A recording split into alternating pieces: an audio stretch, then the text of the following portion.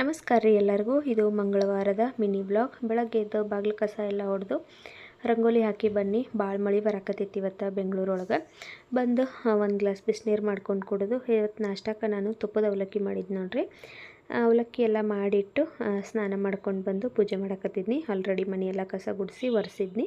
ಸ್ನಾನ ಮಾಡ್ಕೊಂಡು ಬಂದ ತಕ್ಷಣ ಪೂಜೆ ಮಾಡೀನಿ. ಬೆಳಗ್ಗೆ ಎದ್ದ ತಕ್ಷಣ ಬರೀ ಒಂದು ಗ್ಲಾಸ್ ನಾನು ಬಿಸಿನೀರು ಕುಡ್ದಿದ್ನಿ, ಚಹಾ ಕುಡ್ದಿರಲಿಲ್ಲ. ಹಾಗಾಗಿ ಚಹಾ ಕುಡ್ದು ಮತ್ತು ನಾಷ್ಟ ಮಾಡಿರತ್ತಂತೇಳಿ ಫಸ್ಟ್ ಚಹಾ ಕುಡಿದ್ನಿ.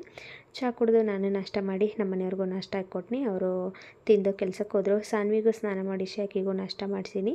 ಮಧ್ಯಾಹ್ನ ಊಟಕ್ಕೆ ಸಬ್ಬಸ್ಗಿ ಪಲ್ಯ ಮತ್ತು ರೊಟ್ಟಿ ಮಾಡಿದ್ದು ನೋಡ್ರಿ. ನಮ್ಮ ಮನೆಯವರ ಮಾವಿನ ಹಣ್ಣು ತೊಗೊಂಡು ಬಂದಿದ್ದರು. ಮಾವಿನ ಹಣ್ಣನ್ನು ತಿಂದೀವಿ. ಸಂಜೆ ಮುಂದೆ ಬೇಗ ಅಡುಗೆ ಕೆಲಸನ ಶುರು ಮಾಡ್ಕೊಂಡಿದ್ನಿ. ಇವತ್ತು ರಾತ್ರಿ ಊಟಕ್ಕೆ ಪ್ಲೇನ್ ಪಲಾವ್ ಮಾಡಕತ್ತಿದ್ದು ನೋಡ್ರಿ.